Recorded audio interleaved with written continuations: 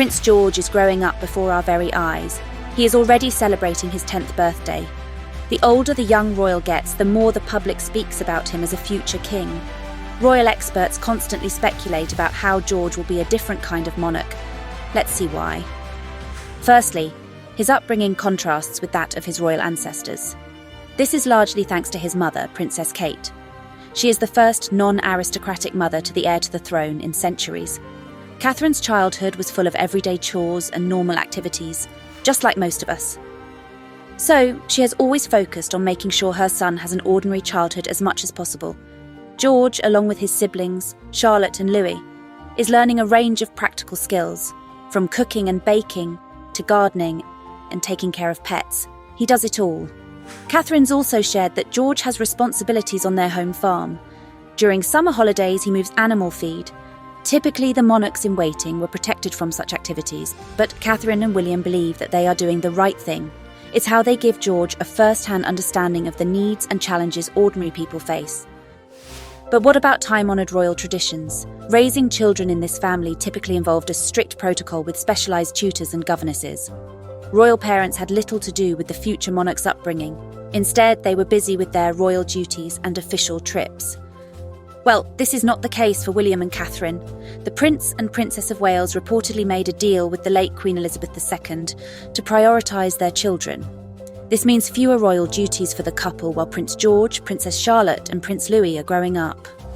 For comparison, Catherine showed up to only 90 public engagements last year. It's a sharp contrast to the 300 events other royal mothers typically attended around the world. Such a flexible schedule allows the princess to spend more quality time with her children.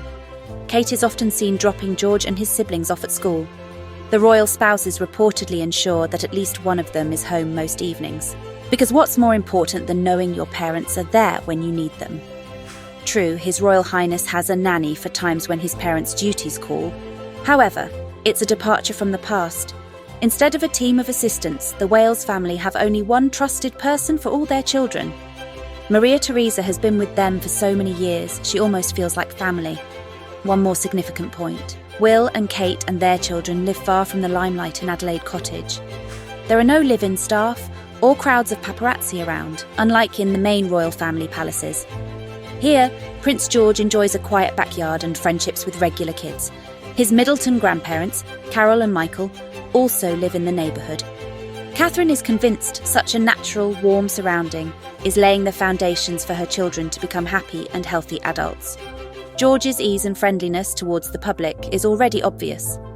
On volunteer day with the Scouts, the Prince found common ground with royal fans.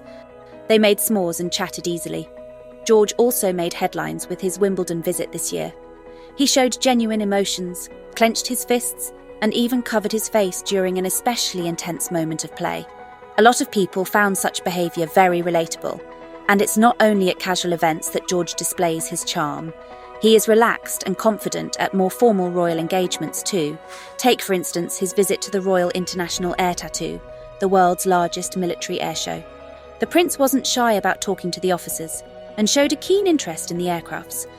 George is clearly getting an extensive and varied education. Along with his siblings, the Prince attends an exclusive private school in Lambrook. On top of all the typical subjects, his programme includes different sports, arts, dancing and drama. The royal is also learning about the importance of sustainability, an issue his grandfather King Charles is particularly passionate about.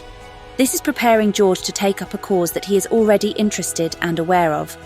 Perhaps he will continue his father's Earthshot Prize project, develop his mother's programme of early childhood development, or perhaps create something completely new.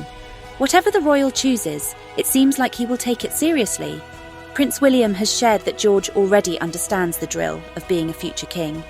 While growing up in a normal environment, he's also getting a taste of his future royal duties, and George is ready to take on the responsibility. This was evident during King Charles's coronation, where George served as one of the 8 pages of honour.